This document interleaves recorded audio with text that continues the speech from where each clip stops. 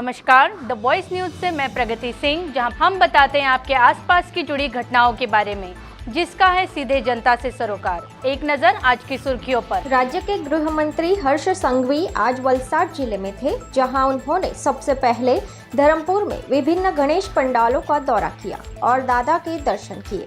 इसके बाद वलसाड में भी उन्होंने कई गणेश पंडालों में जाकर बप्पा के दर्शन कर आशीर्वाद लिए। इस अवसर पर भाजपा के प्रमुख नेता और कार्यकर्ता भी बड़ी संख्या में उपस्थित थे। धर्मपुर में हर्ष संघवी ने भाजपा के एक वरिष्ठ नेता के घर दुखद प्रसंग में शिरकत की। इसके बाद उन्होंने शहर के प्राचीन कालराम मंदिर के दर्शन किए और विभिन्न गणेश मंडपों में जाकर दादा के दर्शन किए। इसके बाद वलसाड में दादिया फलिया में आयोजित गणेश महोत्सव में बप्पा के दर्शन कर धन्यता का अनुभव किया।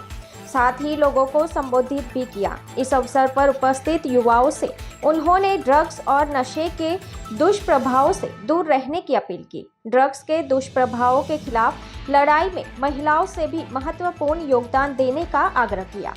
इस प्रकार गणेश महोत्सव में शांतिपूर्ण वातावरण में उत्सव मनाया गया और समाज में फैली बुराइयों से दूर रहने की लोगों से अपील की गई। वलसाड जिल्लाना धरमपुर और वलसाड नगर में विघ्नहर्ता देवता पूज्य गणपतिजीना चरणों में वंदन करीने अनेक मंडलों पर आज दर्शन करवानो अवसर प्राप्त थयो। भारतीय जनता पार्टीना सौ शीर्ष नेतृत्व जोड़े अनेक मंडलना आगेवानोने, मारी माताओने, वडीलोने गणपतिजीनी स्थापना जोड़े जोड़े सामाजिक संकल्प दर वर्षे कई रीते लेवाय अने ए सामाजिक संकल्प पर काम कई रीते करी शकाय ते माटे सौ लोकोने अपील करी। सौ माताओए ड्रग्सना दूषण सामने लड़वा माटे आशीर्वाद आप्या अने साथे साथे सौ माताओए ने वडीलोए संकल्प लीधो छे के पोतपोताना फलियामां, पोतपोताना विस्तारमां आ दूषणनी सामने लड़वा माटे हमेशा सहयोगी रहेशे। गुजरात सरकारनी दानवोनी सामनेनी लड़ाईमां मानवोनी जीत जरूरथी थशे।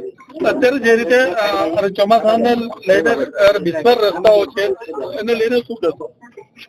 હું ગણપતિજીના દર્શન અર્થે અહીંયા આવ્યો છું અને આ વર્ષે ગુજરાતમાં એક સાથે ઇતિહાસમાં પહેલી વાર આટલો બધો વરસાદ એક સાથે પડ્યો છે। કાલે મુખ્યમંત્રીજીએ બધા જ લોકોને, અધિકારીઓને આ બાબતે તાત્કાલિક વરસાદ બંધ થઈ ગયાના કારણે ઝડપથી આ બધા જ રસ્તાને રિપેરિંગ ઝડપથી કરવા માટેની સૂચના આપી છે અને એ કામગીરી ઝડપથી ચાલે છે। આવનારા ગણતરીના દિવસોમાં બધા જ રસ્તા ફરી એકવાર બરાબર હશે। दी वॉइस न्यूज के लिए ओलिवर ठक्कर की रिपोर्ट। खबरों में बने रहने के लिए तो वॉइस न्यूज को सब्सक्राइब करें और बेल आइकन दबाएं।